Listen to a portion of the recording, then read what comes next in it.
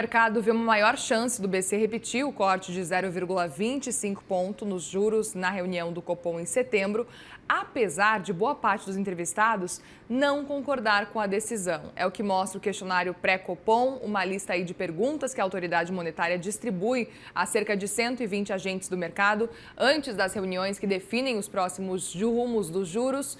E o QPC é assunto da nossa conversa com a editora e analista de economia, Lucinda Pinto. Bem-vinda por aqui, uma boa tarde. Boa tarde, Muriel. Boa tarde a todos. Explica pra gente um pouco mais, então, dessa percepção do mercado e é curioso, o que explica o fato de que o mercado entende que o BC deve cortar os juros em 0,25 ponto percentual na próxima reunião, mas não concorda? Pois é, esse tipo de situação é bastante delicada, quando o mercado, enxerga qual a indicação ou qual cenário está desenhado, mas não acha que é a coisa certa a se fazer. Isso traz para o Copom um desafio muito maior, de não provocar, por exemplo, uma inclinação da curva futura, que é justamente um efeito colateral que seria bastante nocivo nesse momento. Mas então, o que a pesquisa pré-Copom, é muito interessante que o Comitê de Política Monetária faça isso, ouça o mercado.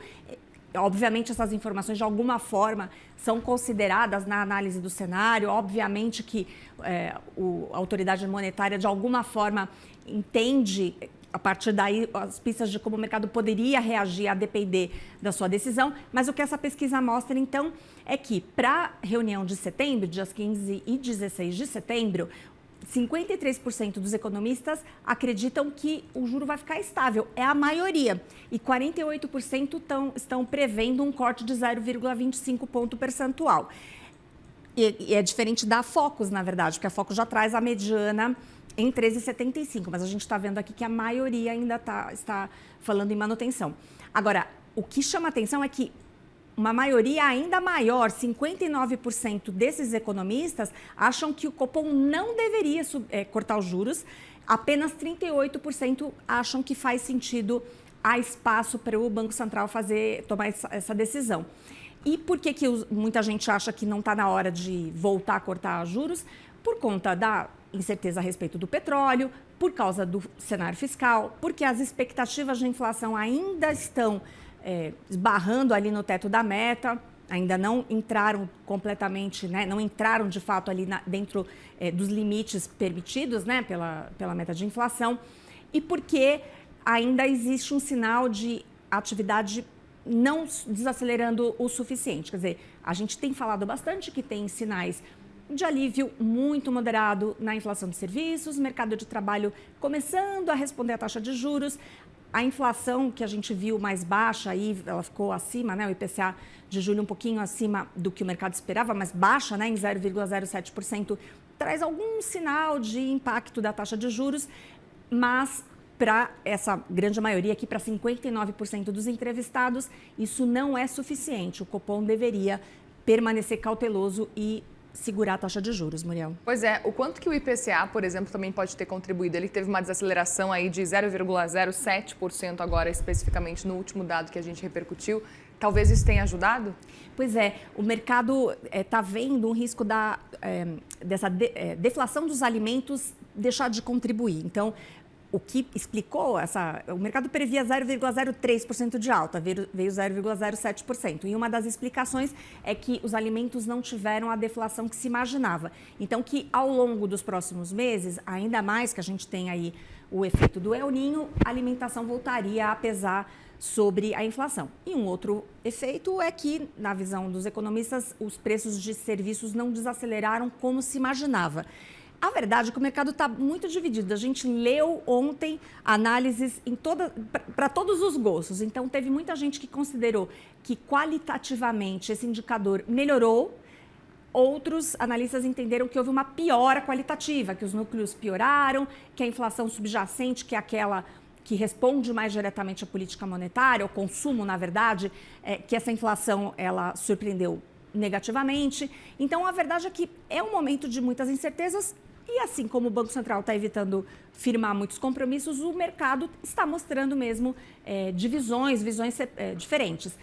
Agora, a gente já falou sobre isso, existe uma ala que não representa a maioria do mercado, mas existe uma ala que está colocando na pauta a discussão sobre o custo dessa desinflação. Quer dizer, qual é o custo-benefício de manter o juro alto por muito tempo, com a chance de do Copom não conseguir levar efetivamente a inflação para a meta, porque no fim das contas a pressão vem de fatores que talvez ele não possa controlar, inclusive o fiscal, mas também as questões climáticas e toda essa questão do efeito do petróleo, diante de uma atividade que está sofrendo muito. A gente vê esse custo todo na vida das empresas e das famílias. Então, esse debate, eu tenho certeza que ele vai aquecer caso o Banco Central decida interromper esse processo aí de alívio monetário. Portanto, se existir um novo corte de 0,25 na sua avaliação, o mercado deve enxergar como uma continuidade de um cenário aí de flexibilidade ou não? Talvez é aquela despedida dos cortes e já pensando num cenário aí de manutenção por um tempo. Pois é, tudo vai depender da forma como o Copom anunciar esse novo corte. Existem analistas, existem gestores respeitados, pessoas que, em geral, acertam seus cenários, que acreditam que esse movimento de melhora das condições para um corte de juros, que isso vai prosseguir, que o mercado está excessivamente pessimista com esse cenário. No fim das contas, um pessimismo, que é engraçado eu falar disso, porque no fim a gente está falando de uma desaceleração da atividade. Isso que permitiria o corte de juros. Então, a leitura é que o mercado talvez não esteja colocando ou não esteja dando o peso adequado a essa desaceleração que já começou a se desenhar. Então, tem algumas pessoas, existe uma parte do mercado que acredita realmente que os números de atividade vão começar a surpreender, na verdade, negativamente. E que, diante disso, a inflação vai vai permitir que haja esse corte de juros por mais tempo, né? Mais algum corte de 0,25 ponto percentual. Mas isso tudo, Muriel, está tudo no campo da hipótese, porque a verdade é que, como você mesmo escreveu hoje, né?